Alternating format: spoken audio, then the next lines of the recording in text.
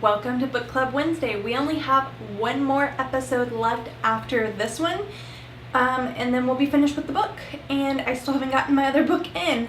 So this is interesting. We might have a couple of gap weeks, or I might find another book to put in between this one and Girl Wash Your Face. Don't know what's going on with my shipping, but it's not here yet. Anyways, chapter 5 was Commit to Excellence. It's all about putting forth your best effort in everything that you do, every situation, big and small, doing it as if you were doing it for God. So he even mentions, there's times where you're like, I don't want to do this, but I will do it for you, God. I will do it unto you, I think is how he words it. That was actually really inspirational for me today. I talked about the emotions are not good leaders, and even though I have kind of gone over this hump that I've told y'all about, I'm still dealing with emotions so much, and I could blame it on being a female. I could say a ton of cliche things, but honestly, I don't know what it is. I guess it's just the influence of life, but it happened again today, and just reading this chapter reminded me to do things with excellence. And it's funny because I didn't change my mindset. I didn't recognize all of the emotions. I was motivated by this chapter, and I just saw everything in my house that I could be doing instead of sitting in my emotions and just letting them roll over me like waves. And when I said that, I don't mean I was like crying or anything like that. I'm not an emotional person, but it was just like a lot of internal ickiness, and I was just believing lies and just letting my mind kind of run away, which is so dangerous. But anyways, I'm getting off topic here. When I read this chapter, looking at my house, I was like, you know what? I have laundry that needs to be folded.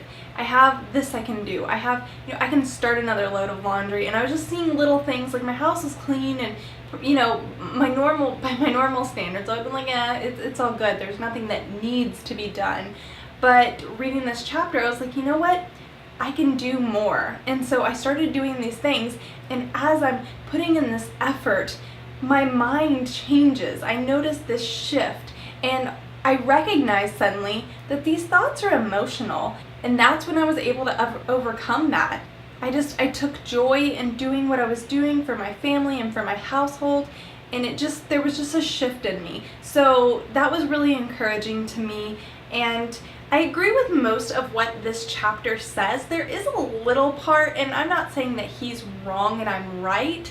It's just a difference of opinion. The only part of this chapter that kind of bothered me was where he talks about your looks and just be your best as far as your looks. And he doesn't say you have to like dress a certain way, but whatever you do, do your best. But he does mention like not wearing your old house coat around the house and going to Victoria's Secret, and not to bash him. And I know this is very controversial, and I try and stay away from controversy, especially on the internet. But I don't have any tea with me, okay? But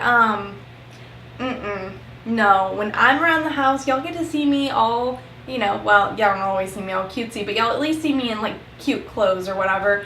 But real talk, like I'm normally wearing like a big t-shirt and like some boxer shorts, or I don't know, like a pair of like sweatpant capris or some like capri yoga pants or something like that. I'm not trying to look all cute, okay? I could get into the undergarments, but y'all don't need to know all that. Just know that I'm not looking all fancy all the time, and I don't think that there should be pressure on men or women to look good for their spouses all the time. I feel like you look good because you feel good, and you do that for yourself, and your spouse gets to enjoy that. But anyways, like I said, there's no tea here.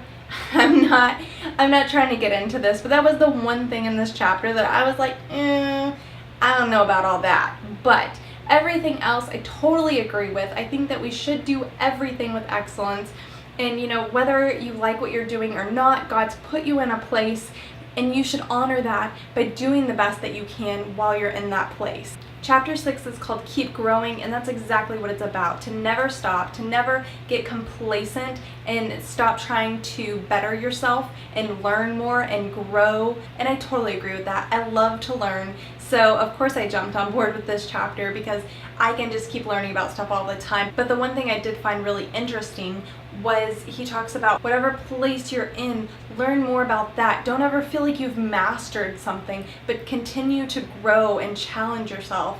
And he tells many stories about professionals who just continue to learn, and they don't just leave their skill where it's at, that they continue to practice and they continue to get better. Even if you're considered the best, you can continue to get better in that and to keep challenging yourself, and how God rewards you for that. One part I really love is where he talks about how God doesn't just close his eyes and randomly pick someone like a lottery to have their lucky day and be blessed. That God promotes people who are trying, that are working, that are bettering themselves, people who are prepared for the role that God has for them. And to just constantly prepare yourself, because God has good things for you and you need to be ready for them. If you want that promotion, if you want whatever it is in your life that you're striving towards, build yourself up where you are so you're ready for the next step.